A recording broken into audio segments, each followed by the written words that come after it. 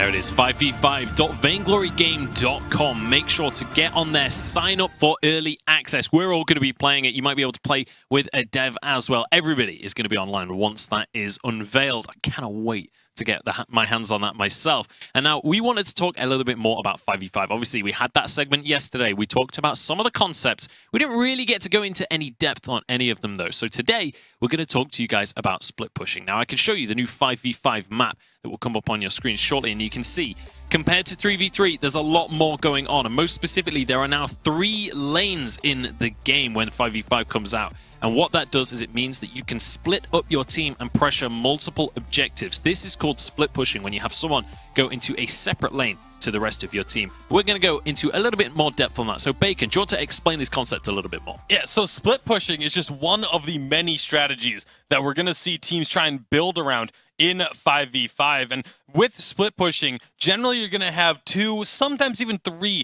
groups, and it's almost always one individual going on their own. So for instance, on this map, you can see the blue lane. You send one target or one member of your team to the blue lane. The other 4 members kind of group up and start putting pressure on either the turrets or objectives up in the orange or the red lanes. And because of the fact that you generally do this when you have a lead, if you have control of the game, it will almost always guarantee you at least one objective on the map every time you go for this strategy, because it's something that's very difficult for a team to answer.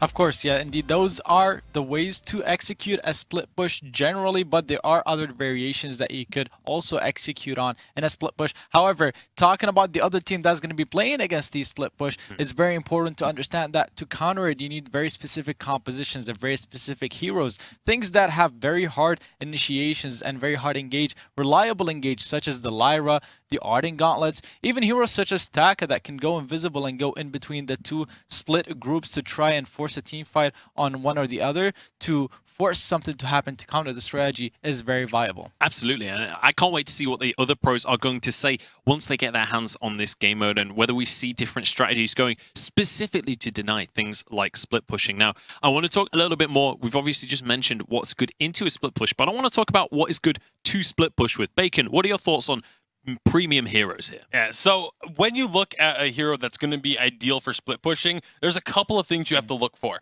Wave clear, objective taking, and mobility is another one of the big ones, because a hero like Glaive, for instance, would be an exceptional split pusher because he can clear out the waves very fast with the crits coming out from the cleave damage when he does crit.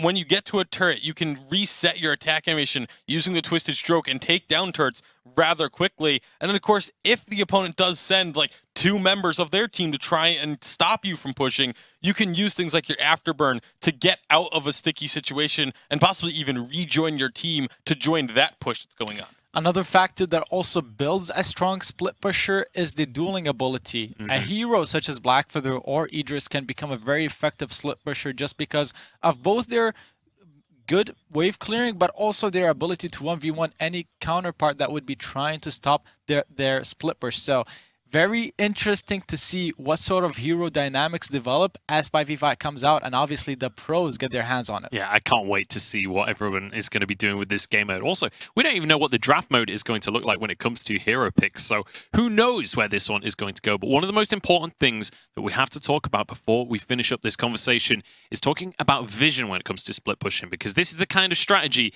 that if you do it badly, can all fall apart. Yeah, the vision control is so important. If you are the team that is trying to split push, if you are the individual that is trying to split push, you need to make sure you know where the entire enemy team is at all times. Because if you start pushing up and only 2 to 3 members are visible from your opponent's side, the rest of the team, they could be sitting at this turret that you're trying to push, ready to stop you. They could be sitting in a brush just on the other side of the wall and waiting to ambush you as you make your way up the lane. So you need to make sure that you have the vision of the entire team and that the entire team is working together in order to make this work. Indeed, I mean, building the split push strategy is something that you're going to need to do a step at a time. You can't rush into it. Getting an advantage early on, perhaps taking the first line of turrets that we talked about yesterday, and then pushing up your vision to put it inside the enemy jungle so that you can see the movements of your enemies as you're trying to set up your own split pushing by preparing also the waves that we talked about in the lanes, preparing them so that they push up as well.